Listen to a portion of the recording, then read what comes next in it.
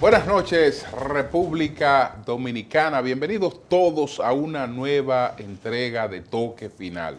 Esta es la mejor forma de terminar una semana y arrancar la nueva lo mejor edificado posible sobre los acontecimientos más importantes del país y del mundo.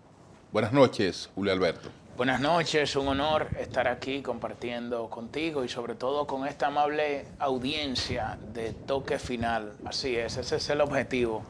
Intentar, ¿verdad?, brindar información y nuestra perspectiva de los temas que abordamos aquí para que la gente se vaya informada a la cama. Bueno, déjame empezar mostrando estas imágenes con un llamado al Ministerio de Obras Públicas.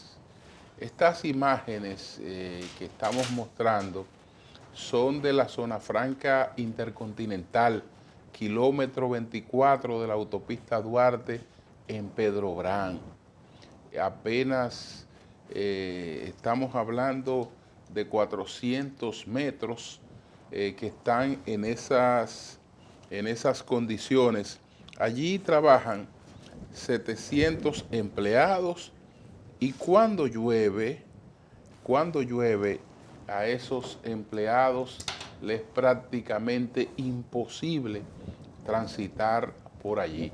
Y me estoy refiriendo solo a los empleados, pero también están las personas que manejan estas empresas, están los vehículos que tienen que transportar productos de estas empresas. Entonces, el llamado al ministro de Obras Públicas, al ministro de Línea Exención, para que tome en cuenta esa situación y pueda resolverse lo de la zona franca intercontinental que está en el kilómetro 24 de la autopista Duarte en Pedrobrán. Creo que es la antigua Duarte Vieja, como Así se le es. llamaba. Bueno, y el Chile que hace un año estaba incendiado de protestas a nivel nacional, donde muchos jóvenes salieron a reclamar, diríamos que la construcción de un nuevo modelo económico, donde salieron a cuestionar las desigualdades del modelo social y económico de Chile construido a partir del año 1973. Hoy es el país que lidera el ranking de vacunación de toda América Latina. Chile al día de hoy ha logrado vacunar a más de 1.000.000, casi 200.000 personas y entre los distintos países, cuando se hace un análisis comparativo, es quien lidera el ranking de vacunación. Estamos hablando de que la dosis que se está administrando es aproximadamente de 5 puntos y pico, casi 6 por cada 100 habitantes, que es el indicador que se ha utilizado para establecer este ranking de vacunación entre los países de América Latina y el Caribe. Y luego le sigue Brasil, luego le sigue Argentina, pero por márgenes diríamos que muy amplio, Chile lo supera. Y esto se ha logrado por varias razones, entre ellas, y es la que destacan algunos analistas y las propias autoridades chilenas, es porque Chile apostó hacia la diversificación de la vacuna. Ellos no se conformaron con la vacuna AstraZeneca, no se conformaron con la Pfizer, sino que también contrataron la vacuna china que se llama la Sinovac. También ahora van a contratar a la vacuna rusa, es decir, que han apostado a todas las vacunas que hasta el momento se habían registrado y que tenían todo el aval científico de que funcionarían para inmunizarse frente al COVID-19.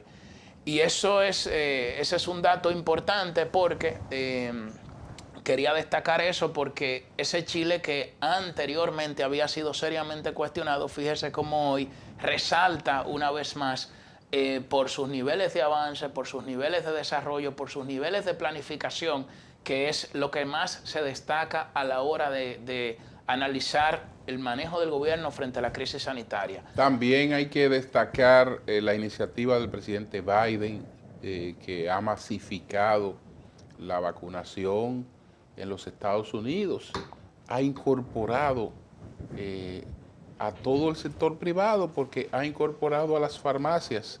Usted va a una farmacia en Estados Unidos y se puede vacunar sin problema.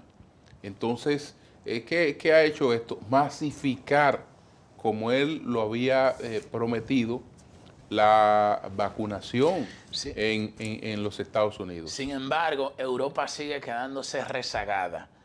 En esta semana salió publicado un editorial, que lo tengo aquí en el periódico El País, muy interesante, que se titula Justicia Vacunal Global, donde habla básicamente de los rezagos que ha tenido Europa para poder vacunar a su población y los conflictos que están teniendo con grandes farmacéuticas, que ha imposibilitado que la mayoría de su población pueda vacunarse. De hecho, se habla que para finales del 2022 es que quizás pudieran tener a toda la población vacunada, entre otras cosas. O sea, el mundo ahora diríamos que arroja un panorama interesante, donde algunos países avanzan con la vacunación y otros se quedan rezagados. Ahora, ¿qué pasa aquí en la República Dominicana? Aquí ha habido un cambio de narrativa, sobre todo después de esa decisión de la Junta Central Electoral, que reconoció a dos partidos mayoritarios.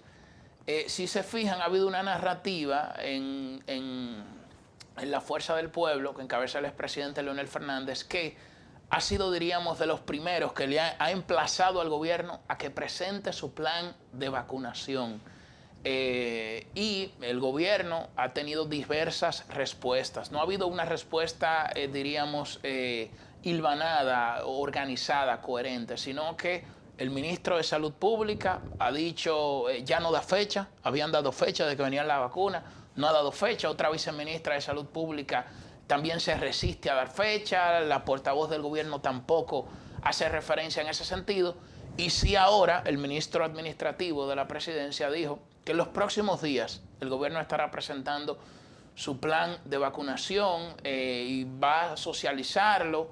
Diríamos que en medio de esta presión de algunos sectores de la sociedad, ya por lo menos se ha presentado una respuesta por parte del gobierno de que van a presentar el plan de vacunación. El gobierno debe presentar el plan de vacunación y el gobierno debe socializar el plan de vacunación. El problema es que no hay El fecha gobierno de la no llegada de la está en vacuna. capacidad de llevar a cabo un plan de vacunación por sí solo. Se requiere integrar a toda la sociedad a este plan de vacunación. Se requiere integrar a los sectores organizados. Se requiere buscar la experiencia en gente que ha estado en procesos similares para que pueda colaborar con este proceso de vacunación en la República Dominicana y ser los más creativos posible en este sentido. Yo soy partidario de que el gobierno controle totalmente la vacunación, pero que incluso se permita la incorporación del sector privado. Es cierto que algunas firmas solo comercializan con el gobierno, pero eso es entre comillas. Eso es entre comillas porque hay en el mundo ya mucha gente que está consiguiendo vacunas. Claro. Que está consiguiendo vacunas. Entonces, yo sé que el gobierno tiene un compromiso de que todos los dominicanos se vacunen, pero ese compromiso lo puede cumplir más fácilmente si una parte de los dominicanos no queda necesariamente por cuenta de que les regalen una vacuna, porque hay una parte de la población que si hay un sector privado que tiene una participación controlada en el tema de la participación, de la vacunación, puede ir avanzando, mientras el gobierno se concentra en todos los sectores prioritarios. Hay otra cosa. Nosotros pudiéramos tener una oportunidad, no creo que para el primer semestre, pero por lo menos para el segundo semestre de este año, de que se restablezca en gran medida el turismo. ¿Por qué? Porque si se está vacunando masivamente en los Estados Unidos, la gente ya después que está vacunada, pues se siente en mejores posibilidades de viajar, de salir. Entonces, ¿qué va a necesitar la República Dominicana? La República Dominicana va a necesitar que en los polos turísticos, en los destinos turísticos, que en los hoteles, que en todo lo que tiene que ver con los procesos de aeropuerto, todo el que esté relacionado con esas áreas esté realmente vacunado. Claro, claro. Es vital permitir la participación del sector privado. De hecho, ya hay mucha gente, aunque los países han comenzado a tomar algunas restricciones en ese sentido, pero todo el que ha tenido la posibilidad de vacunarse ya lo ha hecho. Aquí mismo hay mucha gente, diríamos, de sectores muy pudientes del país que ya se han vacunado y que han ido a los Estados Unidos, políticos, empresarios, y que se han vacunado. Entonces, yo lo que creo que el gobierno debe, de alguna manera, intentar que se vacune a la mayoría de la población con el plan que han concebido, y cuando lleguen las vacunas, que ya esperamos que lleguen próximamente, pero permitir que quienes tengan la posibilidad de vacunarse lo hagan y de participar en este mercado, porque es importante y es vital y es fundamental. Bueno, es así, es así. Bueno, yo quiero también sobre esta parte saludar no solo lo que ha hecho el presidente Biden, que ya lo dije, de abrir las oportunidades, los puestos de vacunación, sino que también su focalización en la gobernabilidad. Ahora hay un impeachment, los periodistas quieren que el presidente hable sobre el impeachment y el presidente a través de su vocera dice que él no es comentarista, que han muerto 450,000 estadounidenses y que pudieran morir más, que muchos niños pueden morir con hambre, que hay una situación de desempleo, que el presidente está en sus prioridades, que ese es un tema del Senado, que el Senado lo lleve a cabo de la mejor manera posible, pero que el presidente está focalizado realmente en gobernar. Bueno, entonces, así debe ser. La importancia del mensaje, la importancia de la narrativa, la importancia del discurso. Si hay una crisis, entonces hay que construir un discurso que diríamos esté acorde al momento social que se vive. El presidente de los Estados Unidos sabe que tiene un país polarizado y no puede él contribuir desde la presidencia de la República a polarizar un país, porque ya Trump no es presidente de la República. Lo único que puede hacer Trump es, diríamos, en términos políticos, beneficiarse de cualquier tipo de comentario o de ataque que haga el presidente de la República. Entonces, él lo que tiene que hacer es apostar a la gobernabilidad, apostar a desarrollar lo más que pueda su agenda política y dejar que lo otro tome su curso. Yo creo que esa es una postura muy importante y muy interesante, donde sí diríamos que las diferencias están atizadas es en Haití. En esta semana la Organización de Estados Americanos emitió un comunicado afirmando que, diríamos, primero dándole un espaldarazo al presidente Jovenel Moïse y afirmando lo que todo el mundo sabe, que el presidente Moïse fue electo 2 veces. Primero, por unas elecciones que fueron anuladas y luego, un año después, se realizaron otras elecciones donde sí él, diríamos que dentro de lo que cabe, dentro de la legitimidad que permiten las instituciones haitianas, pudiéramos decir que fue electo de manera legítima. Y ahora hay un conflicto muy fuerte. ¿Por qué? Porque la oposición dice que no, que el mandato de Jovenel Moïse ha culminado. Han escogido a un representante del Poder Judicial como presidente interino de Haití y es todo un caos. Por otro lado, la OEA dice que no, que el presidente Moïse debe quedarse hasta esta misma fecha del próximo año y estas diferencias están muy agudizadas. Yo creo que la salida a esta crisis de Haití yo no diría una salida, porque Haití solamente tuvo estabilidad, lamentablemente, en el contexto de la dictadura de los Duvalier. Pero esta situación, diríamos, que se va a atenuar con la salida del presidente de la República del poder. Lo peor que le puede pasar a Haití es quedarse descabezada. Y a eso apuestan algunos sectores. Hay un presidente y debe haber un presidente hasta que no haya otro presidente. Entonces, deben hacer unas elecciones, si hay que adelantarla, hacer unas elecciones, pero hacer unas elecciones para escoger un nuevo presidente de Haití. Ahora, ¿qué es lo que pasa?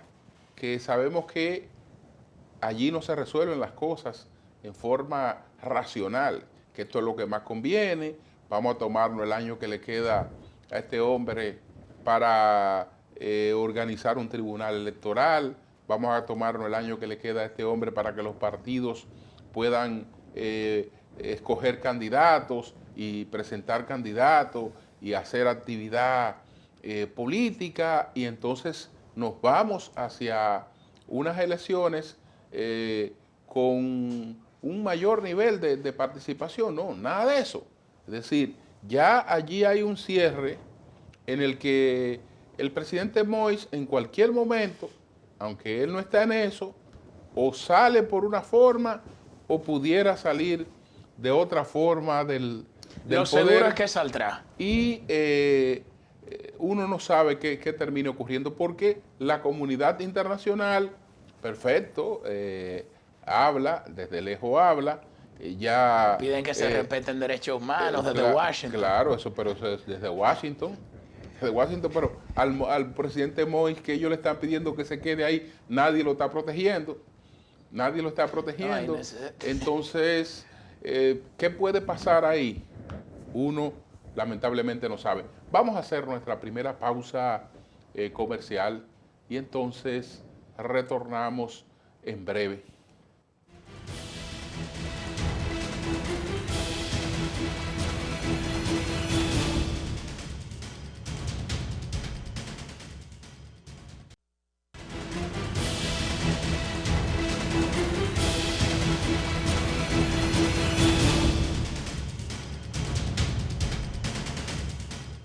Bueno, el director de compras y contrataciones, Carlos Pimentel, ha dejado plantada a una comisión del Senado que ha intentado en 2 oportunidades conversar con él.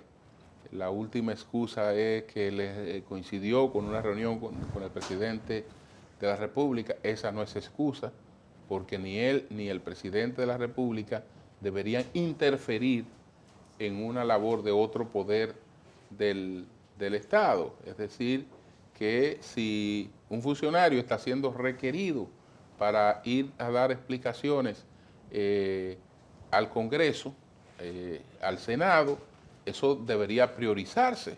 Y entonces, si tiene una cita con el presidente, colocar la cita con el presidente para después que termine eso, o para otro día, y que no se vea que digamos, que el poder del Ejecutivo puede imponerse sobre el Legislativo. De esa forma, no importa que sea del mismo partido. Yo creo que en términos de la imagen del Legislativo, eso no está correcto, y nadie puede actuar como que está por encima del bien y del mal. Me han citado 2 veces, yo iré cuando a mí me dé la gana, porque yo tengo otros compromisos más importantes que eso. Eso, la verdad es que no creo que sea buen mensaje. Pero bueno, Julio Alberto, vamos a ver de inmediato cuáles fueron los 10 temas más importantes de esta semana. Adelante.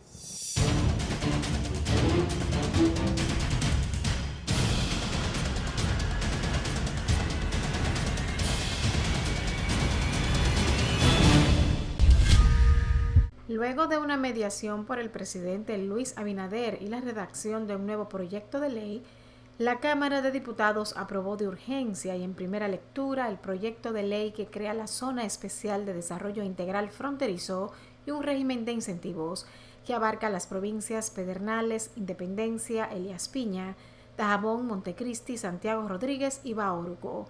Esta ley tiene como objetivo crear una zona especial de desarrollo fronterizo que abarque las provincias fronterizas y establecer un marco normativo que disponga las reglas para el otorgamiento de un componente de incentivos a las empresas que se instalen dentro del territorio que comprende la zona especial y la fijación del plazo de vigencia. La ley solo tendrá aplicación dentro de las 7 provincias antes mencionadas y tendrá un plazo de 30 años de incentivos. Las empresas clasificadas podrán disfrutar de la exención de impuestos sobre las operaciones o actividades que realicen exclusivamente en las provincias previstas en la presente ley, y las mismas no podrán extenderse fuera del territorio de la Zona Especial de Desarrollo Fronterizo de las empresas clasificadas, dice el texto. La ley también tendrá un régimen sancionador a quienes cometan faltas que se clasificarán en graves y muy graves. El presidente Luis Abinader encabezó el lanzamiento del proceso de licitación pública internacional para la concesión y licencia de operación de frecuencias radioeléctricas de las bandas con miras a impulsar la red 5G y demás servicios públicos de telecomunicaciones a nivel nacional. El mandatario, acompañado del presidente del Indotel, Nelson Arroyo, y la directora ejecutiva, Yulisa Cruz, aperturó la convocatoria y publicación de pliegues y el límite para registro, consultas y respuestas a las empresas ofertantes que se fijó para mayo de este año. El Consejo Directivo emitirá la resolución de adjudicación de las frecuencias del espectro, mientras que en septiembre se realizará la constitución de garantías y firma de contrato adenda. La red 5G o la quinta generación de redes móviles abrirá las puertas a un mundo digital de infinitas posibilidades que impactará en todos los sectores de la vida de cada uno de los hombres y mujeres de la República Dominicana. La Procuradora General Miriam Germán Brito dirige la investigación por corrupción que desarrolla el Ministerio Público y que involucra al exministro de Hacienda Donald Guerrero Ortiz y al exadministrador general del Banco de Reservas Simón Lizardo Mezquita. Germán Brito encabezó el interrogatorio practicado a Guerrero Ortiz, investigado bajo las imputaciones de irregularidad en su declaración jurada de patrimonio, asociación de malhechores, coalición de funcionarios, desfalco, estafa contra el Estado, falsedad en documentos públicos y lavado de activos provenientes de delitos de corrupción administrativa. Asimismo, el exadministrador del Banco de Reservas y miembro del Comité Político del Partido de la Liberación Dominicana, Simón Lizardo Mezquita, acudió a la Procuraduría General de la República para ser interrogado por la Procuraduría Especializada en Persecución de la Corrupción Administrativa, PETCA.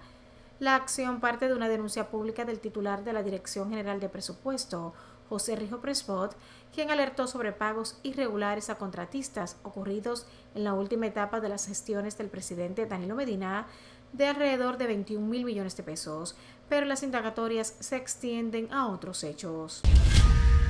Aun cuando las clases son en modalidad virtual, en la Universidad Autónoma de Santo Domingo, UAS, por la incidencia del coronavirus, los reclamos y los típicos paros de docencia no cesan en la alta casa de estudios.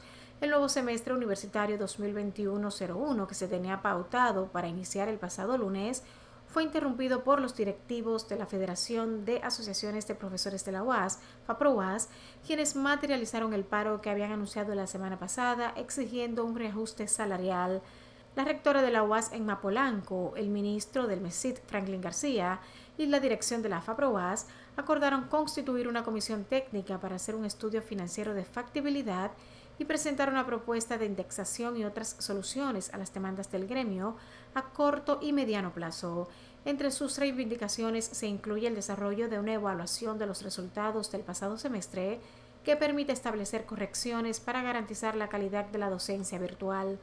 Asimismo, los profesores exigen la mejora de las condiciones laborales de los docentes activos y jubilados, que implica la indexación salarial en un 40%, el establecimiento de un salario base no menor de 60,000 pesos para los profesores jubilados que siguen trabajando y el financiamiento de los costos que implica el teletrabajo. Otras 19 muertes se suman a las estadísticas sobre el coronavirus en República Dominicana. En los primeros días del mes de febrero, el país notificó más de 30 fallecimientos por COVID-19 para superar los más de 300 decesos captados por el sistema de vigilancia en lo que va de este año. siendo los mayores de 65 años de sexo masculino y con morbilidades, entre ellas la obesidad, las que mayor cantidad de mortalidad registran a causa de la enfermedad. La positividad diaria se sitúa en un 17.33% y la tasa de letalidad en 1.28%. En la actualidad son 834 los pacientes hospitalizados, ocupando el 30% de las 2.740 destinadas para COVID-19. En unidades de cuidados intensivos hay 279 pacientes para un 52% de las 538 camas con las que cuenta el sistema, mientras que 146 afectados tienen ventiladores, equivalente al 36% de los 404 que hay en el país para la enfermedad. El cardiólogo Noel Antonio Gómez Ferreira, quien fue agredido frente a su casa en Santiago por agentes policiales y militares durante el toque de queda, dijo que fue perseguido por una patrulla de la Policía Nacional con las luces apagadas y que luego fue brutalmente esposado y tirado en la parte trasera de una patrulla de la Policía Nacional. Gómez Ferreira agregó que tras decirle que vivía en ese residencial, la respuesta que recibió fue que él estaba detenido, que colocara las manos detrás de la espalda y que luego de esposarlo lo apretaron fuertemente, ocasionándole trauma cerrado en antebrazo. Además indicó que los agentes querían llevárselo preso en su vehículo y al negarse llamaron a otra patrulla policial en la que lo tiraron en la parte de atrás de la unidad, donde resultó con varios hematomas y laceraciones múltiples en ambas piernas.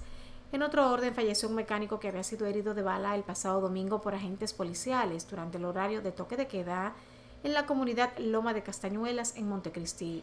Se trata de Francis Mercado, de 43 años, quien murió tras permanecer en estado de gravedad en un centro médico de Santiago. Según testigos, los agentes mandaron a parar a Mercado en un lugar oscuro y este no se detuvo, por lo que los policías le dispararon hiriéndole de gravedad.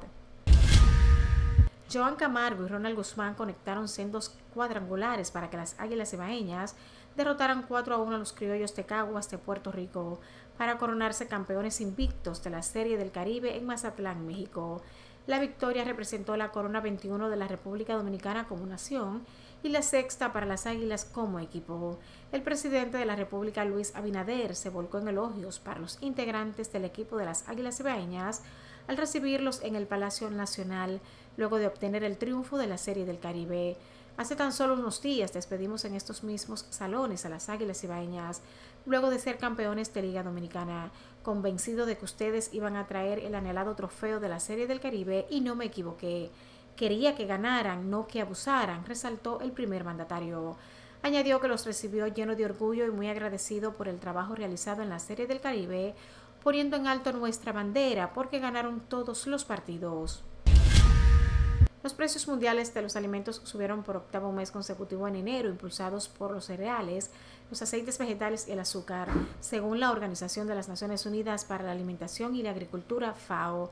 El índice de precios de los alimentos de la FAO, que hace un seguimiento mensual de los precios internacionales de los productos alimenticios más comercializados, registró en su publicación de un promedio de 113,13 puntos en enero, es decir, un 4,3% más que en diciembre de 2020, con lo que alcanzó su nivel más elevado desde julio de 2014. El índice de precios de los cereales de la FAO acusó un fuerte aumento mensual de 7,1%, impulsado por los precios internacionales del maíz, que se dispararon en 11,2% y que actualmente se sitúan en 42,3%, por encima de su nivel de enero de 2020, lo que refleja una oferta mundial cada vez más limitada ante las compras cuantiosas por parte de China. Mientras el índice de precios de los aceites vegetales de la FAO aumentó un 5,8% durante el mes, con lo que alcanzó su nivel más elevado desde mayo de 2012. Asimismo, el índice de precios del azúcar de la FAO fue un 8,%, más alto que en diciembre. El aumento de los precios del petróleo crudo y un real brasileño más fuerte empujaron asimismo al alza los precios internacionales del azúcar. En el Caribe, los precios al por menor de la habichuela negra y roja se debilitaron levemente en República Dominicana, aunque se mantuvieron más altos año con año debido a la reducción de la cosecha de 2020 afectada por la sequía. Los precios del arroz continuaron aumentando por cuarto mes consecutivo en enero, principalmente como reflejo de la producción inferior a la media obtenida en el último trimestre de 2020. La oposición haitiana desafió la autoridad del presidente Jovenel Moïse al declarar el fin de su mandato y nombrar a un presidente interino, un día después de que el gobierno denunciara un complot para dar un golpe de Estado. El nuevo presidente, reconocido únicamente por la oposición, es el magistrado Joseph Mesén Jean-Louis, decano de la Corte de Casación, máxima instancia judicial del país. En plena crisis, los militares anunciaron que se mantendrán fieles a Moïse, quien refundó las Fuerzas Armadas en 2017, 2 décadas después de haber sido disueltas por el entonces presidente Jean-Bertrand Aristide. Basándose en un artículo de la Constitución, la oposición y numerosos grupos, incluidos la Iglesia Católica, consideran que el mandato de Moïse expiró el pasado domingo. Sin embargo, el mandatario asegura que aún tiene un año por delante, puesto que fue investido en el cargo el 7 de febrero de 2017 por un periodo de 5 años. Moïse tiene cada vez menos apoyos dentro del país, pero el pasado viernes recibió el respaldo expreso del gobierno de Joe Biden en la tesis de que su mandato dura hasta 2022. De su lado, el secretario general de la ONU, Antonio Guterres, y su misión en Haití, considera todavía como legítimo al presidente Jovenel Moïse, por considerar que Moïse fue elegido en noviembre de 2016 y prestó juramento en febrero de 2017 para un mandato de 5 años. Finalmente, habrá segunda vuelta en las elecciones presidenciales de Ecuador. Ninguno de los candidatos que se presentaron a los comicios del pasado domingo 7 de febrero consiguieron los apoyos suficientes para ganar en primera vuelta, por lo que 2 de ellos se enfrentarán de nuevo el próximo 11 de abril. Con más del 99% de los votos escrutados, el candidato correísta Andrés Arauz se garantizó un lugar en la segunda vuelta, pero el puesto de su oponente todavía está en disputa entre el líder indígena Yacu Pérez y el empresario Guillermo Lasso. Arauz, economista de 35 años, ha prometido devolver al país a los programas de asistencia y gasto social aplicados en el gobierno de Correa, en parte haciendo retroceder un plan de austeridad vinculado a un convenio de financiamiento del Fondo Monetario Internacional. Además de las elecciones presidenciales, más de 13 millones de ecuatorianos estuvieron convocados para renovar la Asamblea Nacional. Los ecuatorianos designaron a 137 legisladores, 15 nacionales, 6 por el exterior y 116 provinciales.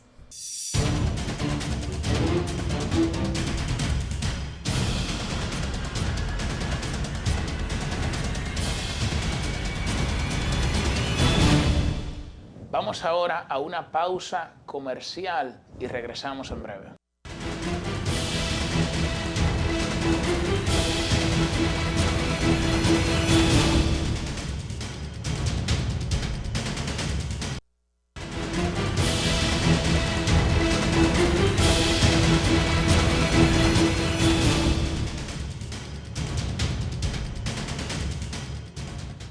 Bueno, han estado siendo investigados por la Procuraduría General de la República. Él es ministro de Hacienda, Donald Guerrero, y él es administrador del Banco de Reserva, Simón Lizardo. En principio, pues, se ha conversado con ellos sobre el tema de la declaración jurada, que para mí no es otra cosa que un pretexto para abordar otro tema. Y la prueba de ello es que en la nota de prensa que publicó la Procuraduría, pues se está hablando de ese tema al que yo me refiero, fundamentalmente, porque está hablando de pues lavado de activos. Sí, lavado de activos, asociación de malhechores. Coalición de funcionarios. Así es. Etcétera, etcétera. Y entonces, de lo que se trata... Desfalco contra el Estado. Exactamente. De lo que se trata es de una operación financiera que implicó un pago por 21.000 millones de pesos a contratistas, que la denunciara el actual director de presupuesto, el licenciado Rijos.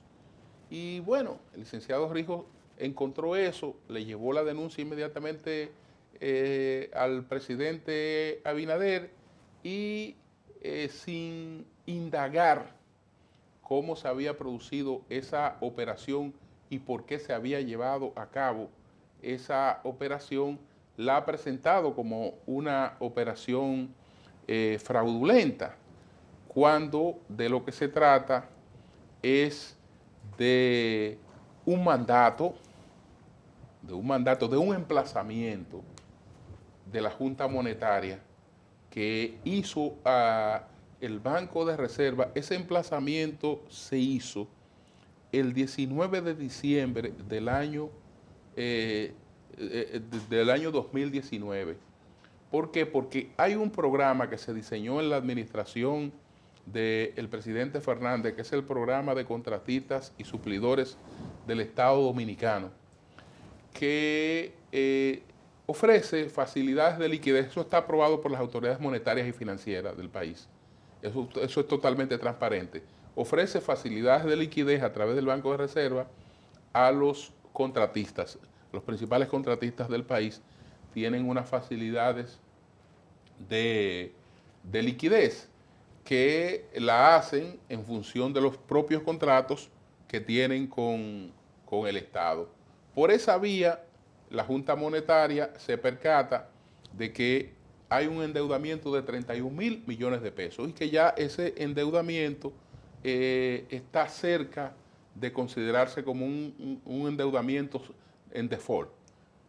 Y emplaza al Banco de Reserva y le dice, mire, usted tiene que producir un desmonte de esa deuda como banco. Usted no puede tener por tanto tiempo pendiente el pago de una deuda de más de 30.000 millones de pesos. Entonces, usted tiene que coordinar un desmonte de esa situación y tiene un plazo a más tardar, le dice el 19 de diciembre del 2019, tiene un plazo a más tardar hasta el 30 de junio del 2020. No se han celebrado elecciones cuando se ordenaba resolver esa situación. Y entonces, lo que se solicita, se está pidiendo el pago de los 31.000 millones. El banco y el cliente, que en este caso es el Estado, establecen la imposibilidad de cumplir con los 31.000 millones en el 2020. Y entonces solicitan una extensión para hacerlo en 3 años, pero haciendo la mayor cantidad de aporte en el 2020. Entonces, pero hacen aporte en el 2020, hay un compromiso de aporte que lo tendrá que hacer esta administración ahora en el 2021 y otro compromiso de aporte que lo tendrá que hacer la misma administración esta en el 2022. Entonces, es una operación que el beneficiario, esa operación tuvo 2 beneficiarios inmediatos. El Estado, que por producto del cúmulo de una deuda evitó una declaración en default, aunque fuera una deuda interna, pero claro, forma parte de las observaciones que se hacen del endeudamiento dominicano. Claro. Y segundo, el banco que cobró su dinero, porque ya el banco le había avanzado a esos contratistas en facilidades de liquidez, digamos, lo que ellos tenían que cobrar en gran medida.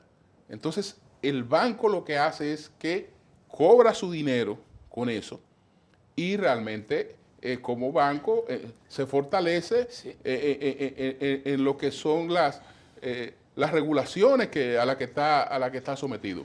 Sí, mire, aquí hay diversas cosas, aquí hay muchas cuestiones mezcladas. De hecho, el Ministerio Público insiste en que esta investigación la está encabezando la procuradora Miriam Germán, que no sé por qué, porque se supone que todas las investigaciones que realiza el Ministerio Público de alguna manera la encabeza la jefa de esa institución.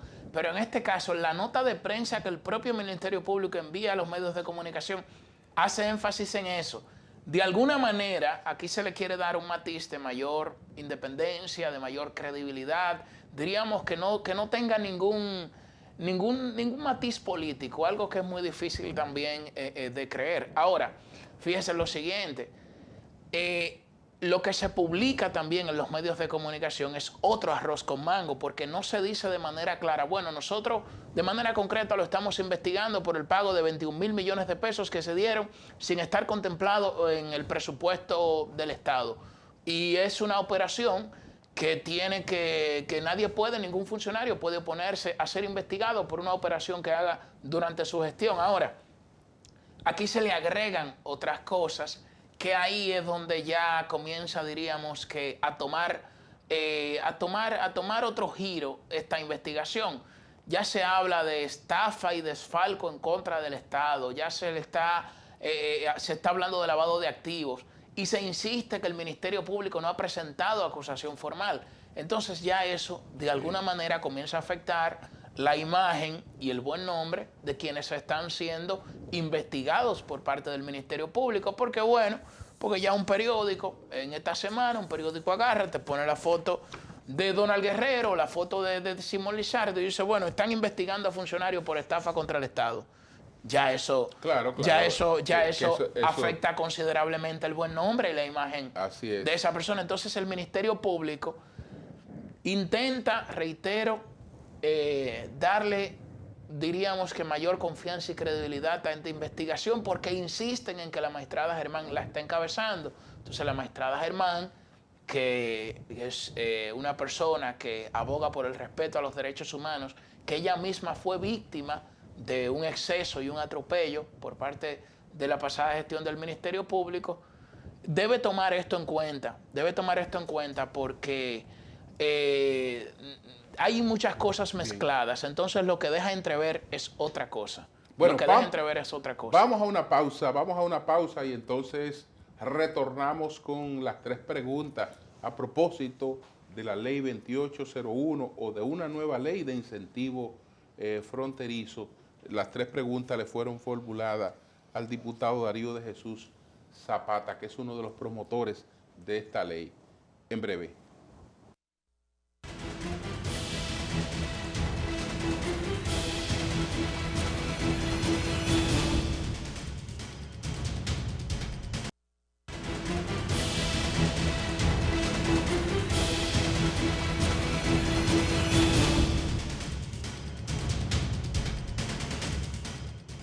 Bueno, señores, después de un consenso encabezado por el presidente Abinader, la Cámara de Diputados ya aprobó la nueva propuesta de una ley de incentivo fronterizo. Entonces, las 3 preguntas le fueron formuladas por nuestro equipo al diputado Darío de Jesús Zapata, del PRM. Ha sido uno de los principales promotores de esta ley de incentivo fronterizo. Entonces, vamos a ver qué nos responde a las 3 preguntas.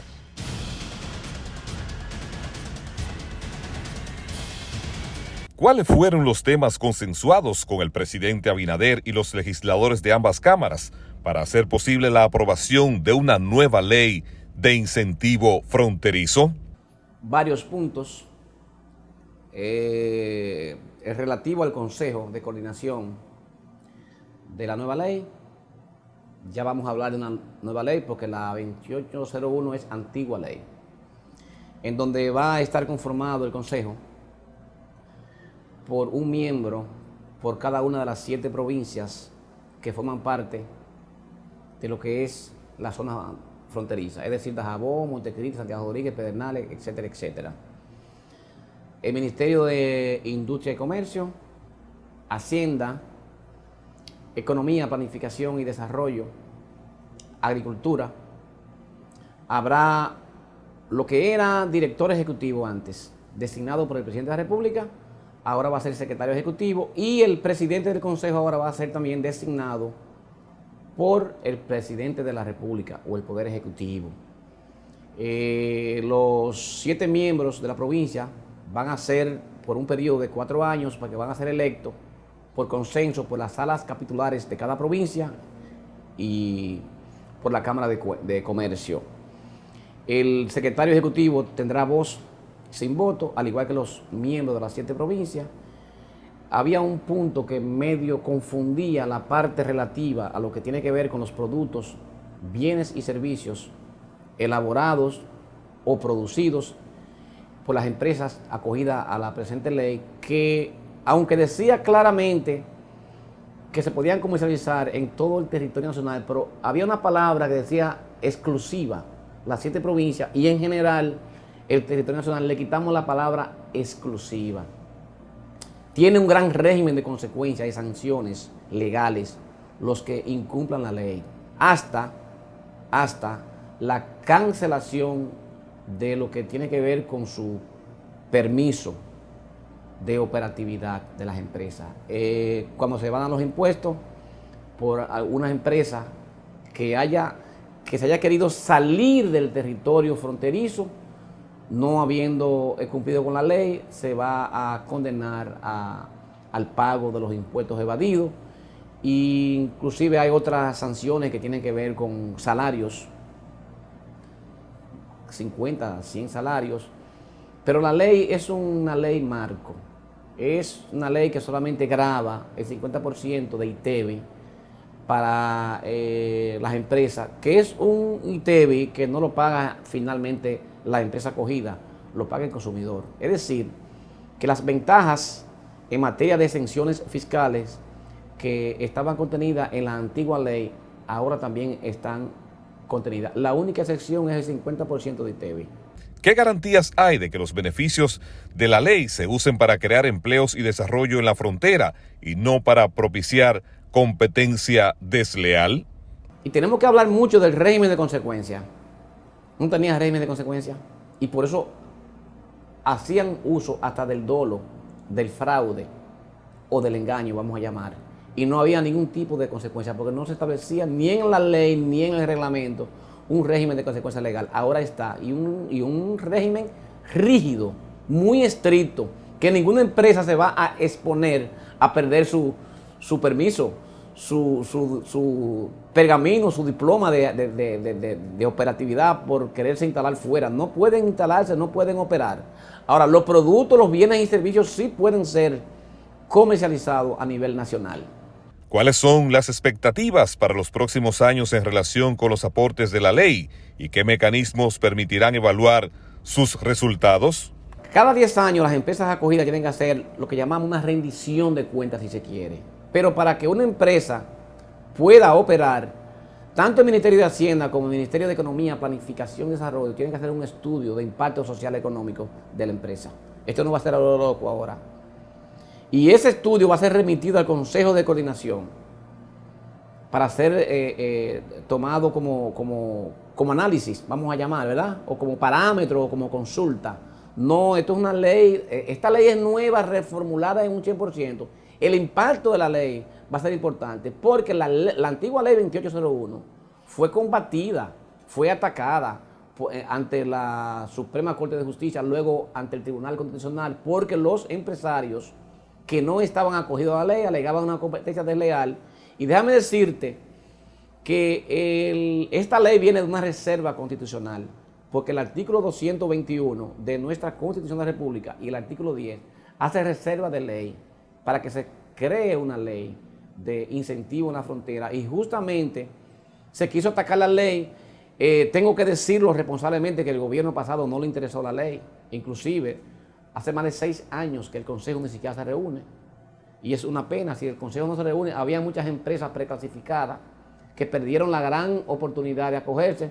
Cada vez que combatían la ley, se quedaba todo en un limbo, porque los empresarios, los inversionistas no querían invertir, porque no había una seguridad jurídica eficiente. Ahora tenemos, o vamos a tener, una ley contundente con una seguridad jurídica más que suficiente, y grandes inversionistas nacionales y extranjeros se van a establecer en la frontera, que es muy necesaria la inversión en la frontera, porque estamos amenazados con una inmigración indetenible de indocumentados a perder hasta el territorio. Y con esta ley es verdaderamente en donde se crea el eje central de desarrollo sostenible en la zona fronteriza. Y el presidente de la República está muy comprometido con la frontera, y así lo expresó en una gran jornada de trabajo que tuvimos el sábado de alrededor de 6 horas, en donde el presidente se identifica con la frontera y entiende que la frontera no es una problemática, es una gran oportunidad de inversión que tenemos nosotros en la frontera.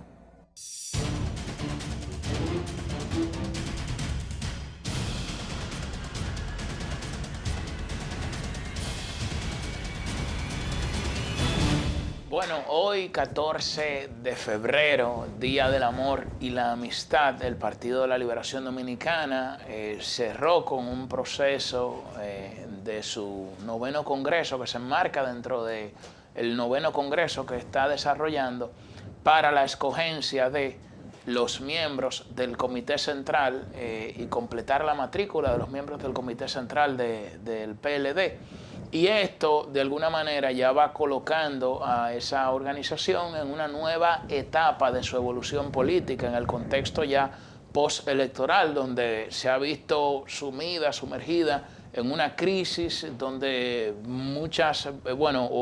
y sometida a una crisis donde se ha producido un fraccionamiento por parte de algunos militantes que se han ido a otro partido y también, por supuesto, en medio de cuestionamientos en torno a temas de corrupción, entre otros, que han afectado considerablemente su imagen. Todo partido que pierde las elecciones siempre atraviesa por una etapa de crisis. Eso es un ciclo natural que se da dentro de las organizaciones políticas, pero diríamos que este paso que da el PLD en el día de hoy lo coloca más cerca del rol que le corresponde jugar en este nuevo proceso político. Ahora, bueno, hoy vimos una serie de jóvenes que fueron electos al Comité Central y ya a partir de ahora tiene que reunirse de nuevo el Congreso del partido para que fijen la escogencia del secretario general y el presidente del partido, que ese es el próximo paso que se dará, que veremos en la próxima semana. Bien, vamos a hacer una pausa, retornamos en breve ya con la parte final.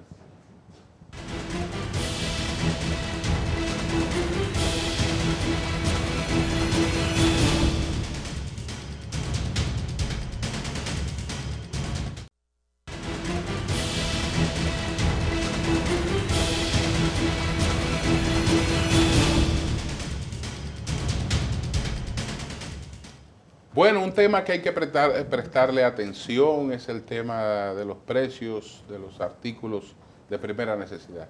Ojalá que el gobierno se emplee plenamente en eso, en garantizar abastecimiento de productos, fortalecer la producción local, etcétera, porque parece que va a ser muy crítica la situación de los precios. Así es, esa es una situación que afecta considerablemente los bolsillos de la gente en medio de esta crisis sanitaria, los efectos económicos que está teniendo y que debe buscar una solución porque el mercado dominicano produce los rubros agrícolas suficientes para suplir al mercado local.